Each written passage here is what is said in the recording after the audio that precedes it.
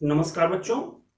आज के इस वीडियो में हम लोग कक्षा 10 एनसीईआरटी पैटर्न के सामाजिक विज्ञान विषय के इतिहास खंड के अध्याय 3 औद्योगिकरण का युग के भाग 5 औद्योगिक विकास का अनूठापन पर चर्चा करेंगे। औद्योगिकरण के युग के इस अध्याय के पीछे के 4 खंडों आधुनिक युग के पहले औद्योगिकरण, भाप की शक्ति और मानव श्रम का औद्योगिकरण में योगदान,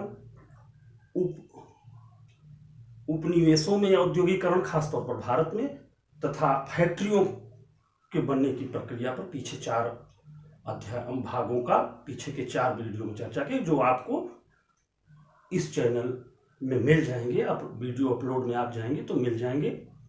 उसी को आगे बढ़ाते हुए इसका भाग 5 औद्योगिक विकास का अनूठापन पर आज हम लोग चर्चा करेंगे।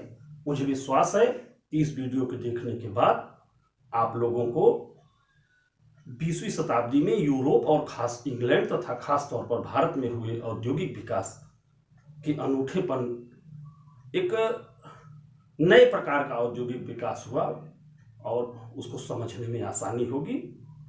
यह वीडियो कक्षा 10 के विद्यार्थियों के साथ साथ प्रतियोगी परीक्षा की तैयारी कर रहे परीक्षार्थियों के लिए भी उपयोगी होगा, ऐसा मुझे विश्वास है। जो हम लोगों ने पीछे चर्चा किया था कि कुछ यूरोपीय एजेंसियां थी जो व्यापार को नियंत्रित करती थी, प्रबंध की मैनेजमेंट एजेंसियां थी, पैसा लगाती थी। वे सभी व्यापार पर पैसा नहीं, उनका कुछ टारगेट था जो यूरोप की, इंग्लैंड की आवश्यकता थी, जो भारत से इंग्लैंड निर्यात होता था, उन्हीं वस्तुओं में वो पैसा लगाती थी। मुख्य रूप से उनका पैसा चाय और कॉफी के बागानों, खनन जिससे खनिज निकालकर वहां पहुंच जाए, जूट और नील, इन चीजों पर ही उनका व्यापार केंद्रित था। चाय और कॉफी के बागानों में पैसा लगाकर चाय और कॉफी का इंग्लैंड निर्यात होता था। खनन कार्य में बहुत पैसा लगता है, जमीन के नीचे पूंजी लगती है, उसमें पैसा लगाते थे और यहां से खनिज जिससे उन्हें उपलब्ध हो। जूट उत्पादों में उन्होंने पैसा लगाया और उसका निर्यात होता था, जिसके कारण कलकत्ता में जूट के उद्योग बहुत फला फूला। और नील उनको आवश्यकता थी, नील की खेती में उनका पैसा लगता था। उनका पूरा व्यापार इन्हीं पर केंद्रित था।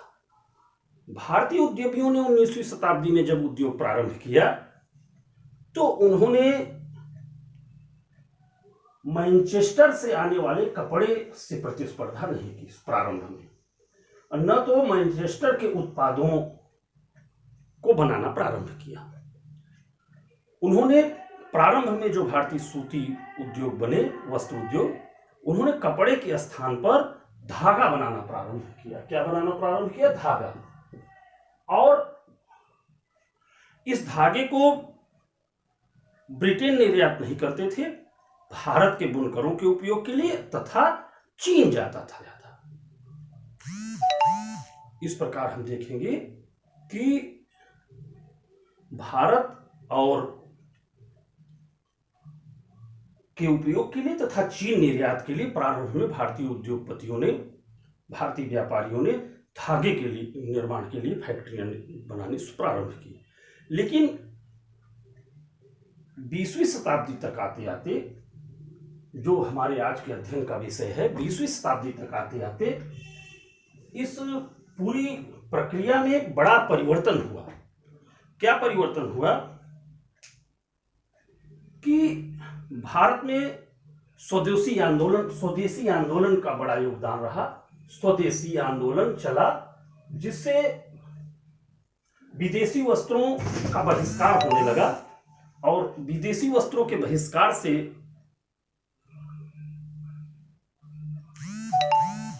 भारतीय उद्योगियों को भारतीय बाजार मिल गए कपड़े का। कपड़ा जब स्वदेशी वस्त्रों का बहिष्कार होने लगा तो भारत में भारतीय कपड़े की मांग बढ़ी। इसके अतिरिक्त 1906 के बाद से चीन जो धागा निर्यात होता था उसमें कमी आई। क्यों कमी आई? क्योंकि चीन में स्वयं धागा बनने लगा तथा जापान से बना धागा चीन की बाजार में पट गया। तो धागे का जो उनका निर्यात था चीन भारतीय उद्यमियों का, वह प्रभावित हुआ और भारत में कपड़े की मांग बढ़ी। इसका असर यह हुआ कि कपड़ा उत्पादन में वृद्धि हुई। उन्होंने कपड़ा उत्पादन प्रारंभ किया 20वीं शताब्दी की प्रारंभिक दशकों में। वे जो धागा बनाते थे उनका अब कपड़े की तरफ भी ध्यान गया। इसी बीच 1914 में 20वीं शताब्दी के दूसरे दशक के मध्य से पहले प्रथम विश्व युद्ध शुरू हो गया। अब जब विश्व युद्ध शुरू हो गया तो मैनचेस्टर की वे कंपनियां जो कपड़ा बनाती थी और भारत में निर्यात करती थी, वो युद्ध के लिए उपयोगी वस्तुओं का निर्माण करने लगी। फलतः भारतीय उद्यमियों को बड़ा भारतीय बाजार मिला, तो उन्होंने कपड़े का उत्पादन प्रारंभ किया। युद्ध जब लंबा चल गया तो भारतीय उद्यमियों को कपड़े के साथ साथ युद्ध के सामान का भी उत्पादन करने लगे, जैसे कपड़े का थैला, घोड़े की जीन, चमड़े का जूता। इन वस्तुओं का भी उत्पादन भारत में प्रारंभ हुआ और जैसे जैसे युद्ध लंबा चलता गया यह उत्पादन बहुत बढ़ा।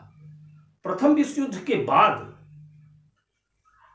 मैनचेस्टर ने भारतीय या औपनिवेशिक बाजारों में, मैनचेस्टर का तात्पर्य यूरोप, इंग्लैंड का औद्योगिक शहर है मैनचेस्टर, जहां बहुतायत कपड़े का उत्पादन होता था, उसने अपनी पुरानी स्थिति पुनः नहीं प्राप्त की। इसलिए नहीं प्राप्त की कि विश्व युद्ध में ब्रिटेन की आर्थिक स्थिति बहुत कमजोर हो गई और अमेरिका, जर्मनी तथा जापान का हुआ इतना औद्योगिक विकास हुआ कि ये उससे प्रतिस्पर्धा नहीं कर पाए और कपास उनकी कंपनियों को नहीं पहुंच पाता था, जिससे भारत में भारतीय उद्यमियों ने कपड़े के बाजार पर कब्जा कर लिया। अब इस तरीके से आप देखें कि विश्व युद्ध और उसके पहले की परिस्थितियों में भारतीय उद्यमियों ने भारत के कपड़े के व्यापार, सूती वस्त्र उद्योग पर धीरे धीरे नियंत्रण स्थापित किया। बड़ी बड़ी फैक्ट्रियां बनाया उद्योगपतियों ने, लेकिन फिर भी लघु उद्योगों का भारत में ज्यादा महत्व रहा। ये अनूठापन है लघु उद्योगों का।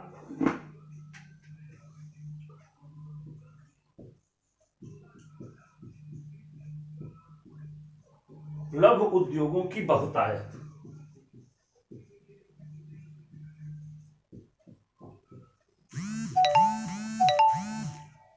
यद्यपि बड़ी बड़ी कंपनियां लगी, लेकिन फिर भी इनका संकेंद्रण कंपनियों का जो था वो 1911 में आप देखेंगे कि 67% कंपनियां कहां हैं?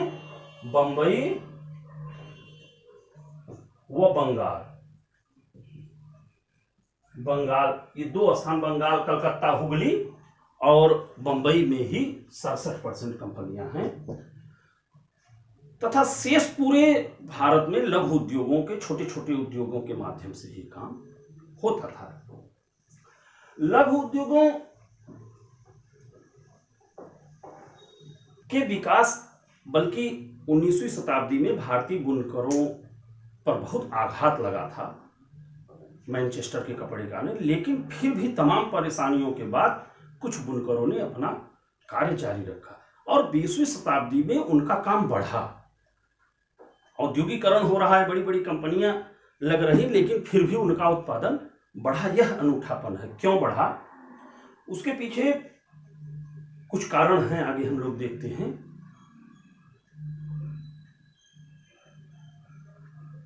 ये अगर मशीन जो है,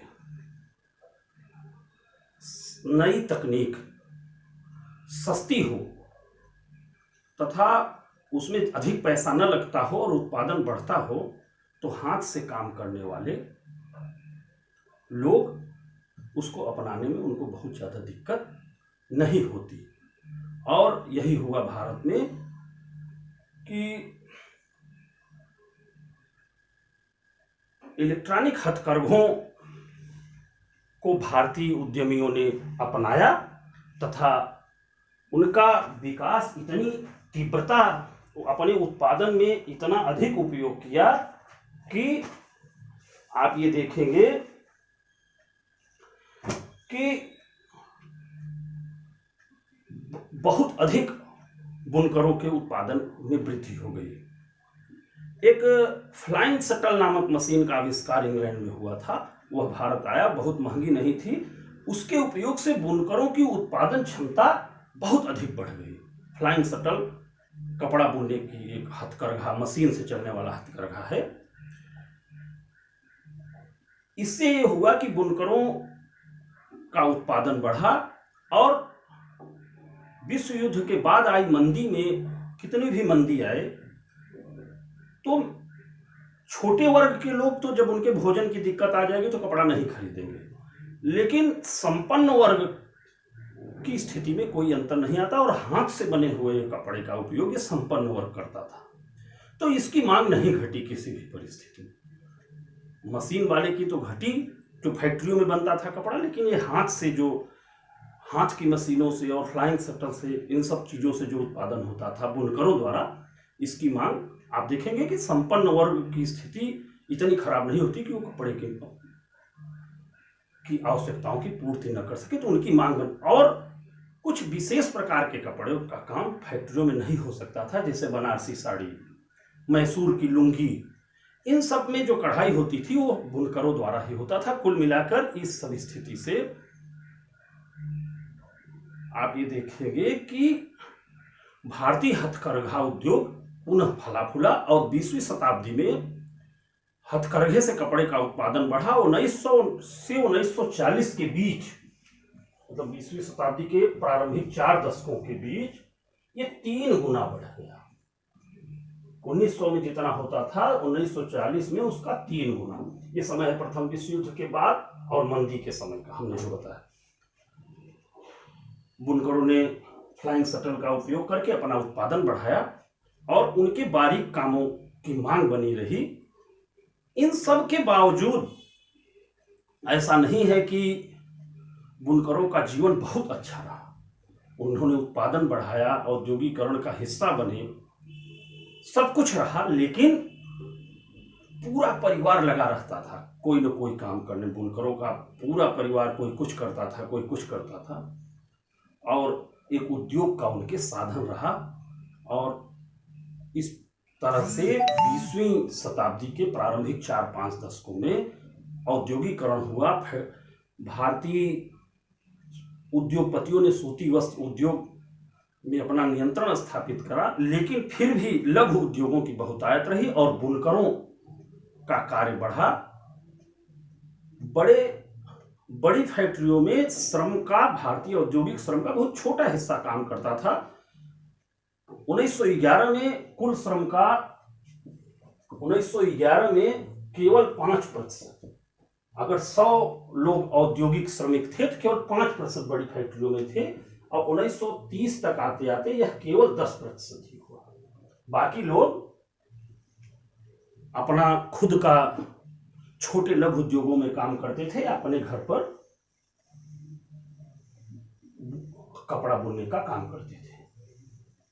इस तरीके से बच्चों, आपने इस अध्याय में, आज के इस वीडियो में औद्योगिक विकास के इस अनूठेपन को समझा।